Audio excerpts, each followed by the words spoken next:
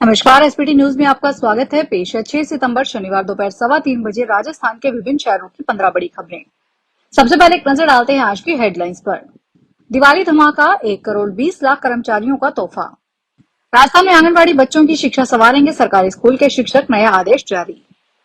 चुनाव आयोग का बड़ा फैसला, देश भर में एक साथ लागू होगी एसआईआर। राजस्थान को सीएम भजन लाल ने दी बड़ी सौगात, मिली 162 नई बसें। राजस्थान में गांव चलो अभियान 18 से हर ग्राम पंचायत पर लगेगा शिविर। और अब खबरें विस्तार से सुनिए।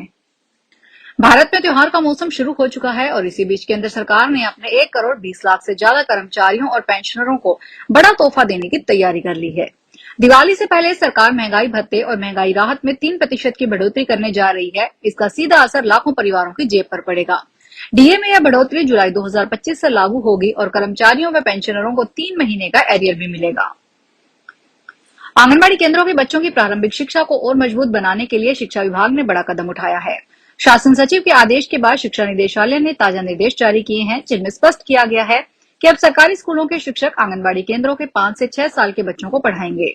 शिक्षा निदेशालय की ओर से जारी आदेश के अनुसार जिन आंगनबाड़ी केंद्रों का सरकारी स्कूलों से भौतिक या प्रशासनिक समन्वय है, वहां के बच्चों को लेवल 1 शिक्षक ग्रेड 3 बटोर मेंटर कर पढ़ाएंगे।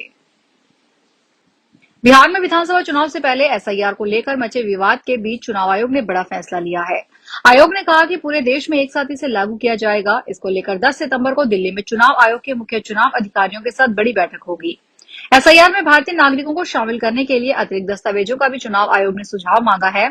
पावर प्वाइंट प्रेजेंटेशन के जरिए मौजूदा मतदाताओं की संख्या, पिछले एसआईआर की तिथि व डेटा डिटेलाइजेशन की स्थिति समेत कुल 10 बिंदुओं पर जानकारी मांगी गई है। राजस्थान के मुख्यमंत्री भजन लाल शर्मा ने प्रदेशवासियों को 162 नई बसों की सौगात दी है। जयपुर के अमर जवान ज्योति पर शनिवार को सीएम भजन लाल ने राजस्थान रोडवेज की नई बसों का शुभारंभ किया। इस दौरान मुख्यमंत्री ने 2 सुपर लग्जरी और 160 एक्सप्रेस बसों को हरी झंडी दिखाकर रवाना किया। इससे पहले सीएम भजन लाल शर्मा ने नई बसों की पूजा की। नई बसों में सार्वजनिक परिवहन मजबूत होगा और यात्रियों को बेहतर सुविधा मिलेगी। साथ ही कैची धाम का सफर भी आसान होगा। राजस्थान में 18 सितंबर से गांव चलो अभियान का शुभारंभ होगा। इसके तहत राज्य की हर ग्राम पंचायत स्तर पर शिविरों का आयोजन होगा।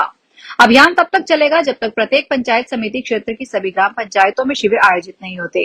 अभियान की संपूर्ण जिम्मेदारी कलेक्टर की होगी। प्रमुख शासन सचिव दिनेश कुमार ने बताया कि अभियान के दौरान प्रत्येक गुरुवार, शुक्रवार और शनिवार को शिविर होंगे। प्रत्येक दिन 2 ग्राम पंचायतों में आयोजन होगा। एक ही पंचायत समिति की नजदीकी पंचायतों को एक ही तिथि में शामिल किया जाएगा। शिविर का समय सुबह 10 से शाम 5 बजे तक रहेगा। मिस यूनिवर्स इंडिया 2025 का खिताब अपने नाम करा चुकी मनिका विश्वकर्मा के हाथ एक और बड़ी उपलब्धि लगी है। मनिका अयोध्या में होने वाली सितारों की रामलीला में सीता की भूमिका निभाएगी। मनोज तिवारी, रवि किशन, पुनीत इस्सर और रजा मुराद जैसे कई जाने माने अभिनेता इस रामलीला का हिस्सा बनेंगे। 22 सितंबर से 2 अक्टूबर तक रामकथा पार्क में आयोजित होने वाली इस रामलीला में देश विदेश के दर्शकों को एक अनोखा अनुभव मिलने वाला है।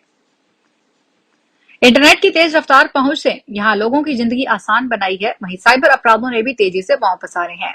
बैंक खातों से पैसों की चोरी, पहचान की ठगी, फर्जीवाड़ा और ऑनलाइन धोखाधड़ी जैसे अपराध आम हो रहे हैं।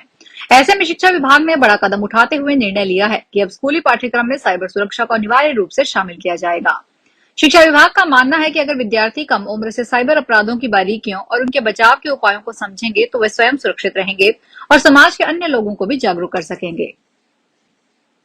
राजस्थान में 630 मेगावाट बिजली खरीद को लेकर हुआ फैसला पलटने की तैयारी में है। ऊर्जा विकास निगम ने solar energy corporation of India से 25 साल तक ₹4.98 प्रति यूनिट दर से बिजली खरीदने का अनुबंध किया था, लेकिन विशेषज्ञों और ऊर्जा विभाग के भीतर उठे सवालों के बाद उच्च अधिकारियों ने इसे डील पर रोक लगाने के संकेत दिए हैं। बोर्ड की आगामी बैठक में इसका एजेंडा लेने जाने की संभावना है, जहां बिजली खरीद के फैसले को निरस्त करने पर मुहर लग सकती है।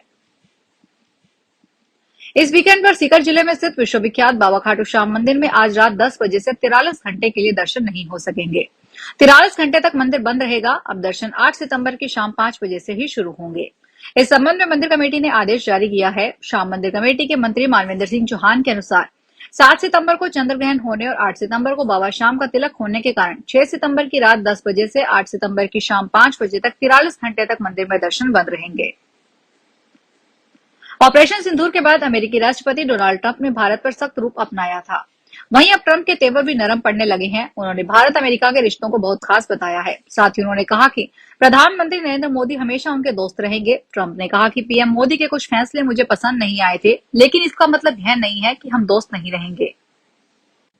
उदयपुर जिले में आज तड़के से बारिश हो रही है। शहर से लेकर गांवों में अच्छी बारिश हो रही है। उदयपुर में तेज बारिश के बीच उदयपुर के एकलिंगपुरा में ब्रिज के नीचे से गुजरती बस पानी में बंद हो गई और फंस गई। इस बीच वहां से गुजर रहे उदयपुर ग्रामीण विधायक फूल सिंह मीणा वहां पहुंचे। बाद में विधायक मीणा और ग्रामीणों ने वहां पर बस को धक्का देकर पानी से आगे निकाला और बस में सवार जो बच्चे थे उनको बाहर निकाला। हरियाणा के जिला महेंद्रगढ़ में राजस्थान का बांध ओवरफ्लो होने से खतरा बन गया है। इसका पानी कृष्णावती नदी में आता है। सबसे पहले जिले का नांगल चौधरी क्षेत्र पड़ता है। बांध ओवरफ्लो होने के कारण कृषि विभाग ने भी नांगल चौधरी में अलर्ट जारी कर दिया है। इसके लिए कृषि विभाग ने सभी गांवों में फील्ड स्टाफ को उतारकर आपदा बचाव के लिए किसानों को जागरूक किया जा रहा है। कोटा शहर के रावतपाटा रोड श्यामनगर इलाके में स्थित अकेलगढ़ वाटर प्लांट में आज सुबह बड़ी तकनीकी खराबी आ गई। 33 केवी की इलेक्ट्रिक केबल में फॉल्ट आ जाने से नई कोटा क्षेत्र की पानी सप्लाई ठप हो गई है। अधिशासी अभियंता देवेंद्र राठौड़ ने बताया, शनिवार सुबह लगभग 4:30 बजे मुख्य पैनल के केबल किट के अचानक खराब हो जाने से अकेलगढ़ के रॉ वाटर पंप और सीपीएच पर लगे सभी फीडर पंप बंद हो गए। राजस्थान के मुख्यमंत्री भजनलाल शर्मा ने प्रदेशवासियों को अनंत चतुर्दशी के पावन पर्व पर हार्दिक शुभकामनाएं दी है। सीएम भजनलाल शर्मा ने सोशल मीडिया के माध्यम से कहा कि समस्त प्रदेशवासियों को अनंत चतुर्दशी के पावन पर्व की हार्दिक शुभकामनाएं। दुखहर्ता सुखहर्ता प्रथम पूज्य श्री गणेश जी महाराज की कृपा से हम सभी के जीवन में सुख, शांति, समृद्धि और खुशहाली का संचार हो। साथ ही यह पावन पर्व हमारे जीवन में सकारात्मकता, बंधुत्व और आध्यात्मिक उन्नति का संदेश लेकर आए, यही मंगल कामना है। राजस्थान में बारिश से नदी नाले उफान पर हैं। राजसमंद के रिचेड क्षेत्र में तेज बारिश से नेशनल हाईवे 162 का आधा हिस्सा बह गया। इससे हाईवे को बंद कर दिया गया है। कोटा में बिजली गिरने से किसान की मौत हो गई। अजमेर के बोराज में अम्बा नाड़ी की पाल का हिस्सा टूट गया। नाड़ी का पानी बोराज तालाब में आ रहा है, जबकि तालाब की पाल पहले से ही टूटी हुई है। उदयपुर और बयावर में आज सुबह से तेज बारिश हुई है। उदयपुर में स्कूल की बाउंड्री वॉल गिर गई है। फिलहाल इस बुलेटिन में इतना ही, फिर हाजिर होंगे बड़ी खबरों के साथ।